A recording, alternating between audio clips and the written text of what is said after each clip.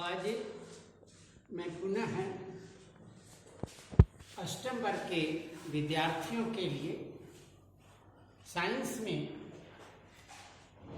Lesson 10 से जिसके पाठ का विषय है chemical effect of electric current, विद्युत धारा के रासायनिक प्रभाव, उसके बारे में बताने जा रहे हैं। इसमें सबसे पहले हम लोग ये देखेंगे, एक प्रोजेक्ट दिया है समझने के लिए, उस प्रोजेक्ट को हम लोग देखेंगे। जब हम जल में दो इलेक्ट्रोड अलग अलग डालते हैं, दोनों से चालक तार लगाकर एक परिपथ बनाते हैं जिसमें बैटरी और दाब कुंजी लगाते हैं। इस परिपथ से एक बल्ब जोड़ दिया जाता है। इस प्रोजेक्ट में यह जांच करना है कि कौन सा पदार्थ विद्युत धारा के सुचालक हैं और कौन कुचालक हैं। जब हम इससे स्विच दबाते हैं तो बल्ब जलने लगता है। अगर बल्ब जलने लगता है, इसका अर्थ हुआ कि दिया गया पदार्थ सुचालक है। आपके बुक में एक सारणी दिया है, उसमें लिखा है कि कौन कौन से पदार्थ विद्युत के सुचालक हैं और कौन कौन से पदार्थ विद्युत के कुचालक हैं। इसके बारे में उस सारणी को आप भरेंगे देख करके किताब से।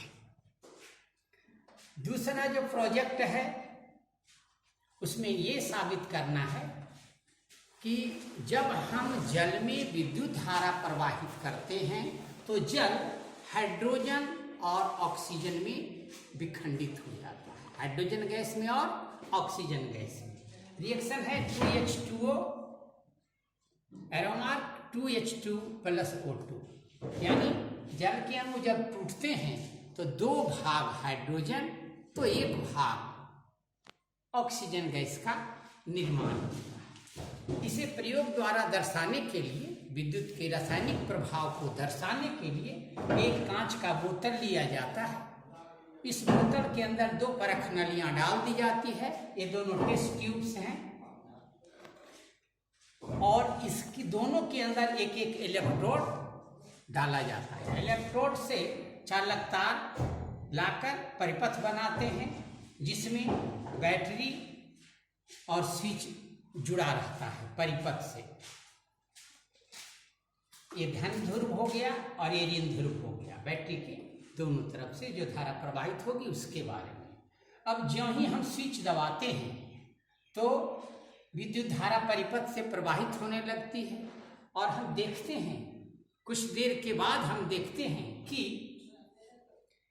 एक परख नली में अगर पूरा का पूरा जल, इसमें पूरा में जल भरा हुआ है, जल भर देते हैं पहले। इसमें हम देखते हैं परख नली में भी जल भरा हुआ पहले रहता है फुल, इस प्रकार से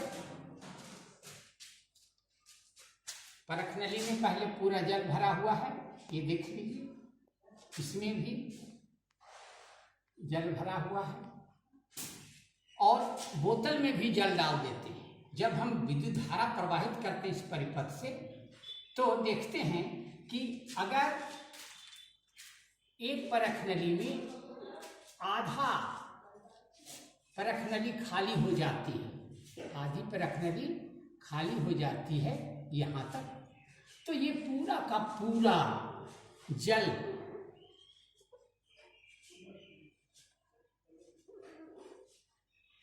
इससे बाहर हो जाता है और इसमें गैस भर जाती है। इसमें भी गैस है और इसमें भी, यानी इसमें 1 तो इसमें हाफ। इसी के अनुपात में 2:1 के अनुपात में 1 तो हाफ। इस प्रकार से प्रयोग के बाद हम जल इस कॉर्क को हटा देते हैं। बोतल में जो कॉर्क लगा था पानी नहीं गिरे इसके लिए कॉर्क हटा करके, और फिर दोनों टेस्ट ट्यूब को इससे बाहर निकालते हैं और निकालते समय इसके माउथ पर अंगूठा रख देते हैं।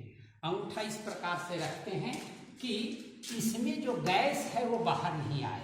जो ही जल से बाहर निकालते हैं तो यहीं पर अंदर ही इसका माउथ पर रखने नली का जो निकास मार्ग है इसको बंद कर देते हैं। अंगूठा से बंद करके और इसको बाहर करते हैं। बाहर निकाल लेने के बाद पहले एक परख नली के ऊपर यहाँ हम देख रहे हैं कि जब विद्युत धारा का प्रवाह हुआ था तो हाइड्रोजन और ऑक्सीजन गैस बनती है, ये हम जान रहे हैं। और देखा कि एक परख नली में जो ऋण ध्रुव है वो पूरा खाली हो गया है और जो धन ध्रुव है वो आधा खाली हुआ। इसमें ऋण ध्रुव पर जमा होने वाली गैस हाइड्रोजन है और धन ध्रुव पर जमा होने वाली गैस ऑक्सीजन है। इसकी जांच करेंगे, ये तो हम लोग जानते हैं थ्योरी, लेकिन इसकी जांच करेंगे। जब इसको बाहर निकालते हैं, अंगूठे से बंद कर देते हैं इसके माउथ को, और दोनों के पास क्रमशः पहले हाइड्रोजन के पास या परख नली, यही परख नली इसके पास ले जाते हैं जो ऋण ध्रुव पर था, और उसको सीधा करके अंगूठा हटाने के पहले जलती हुई तिल्ली वहां पर ले जाते हैं, तो फक की आवाज के साथ वो गैस जल जाती है। यानी इसमें हाइड्रोजन गैस है जो ज्वलनशील गैस है।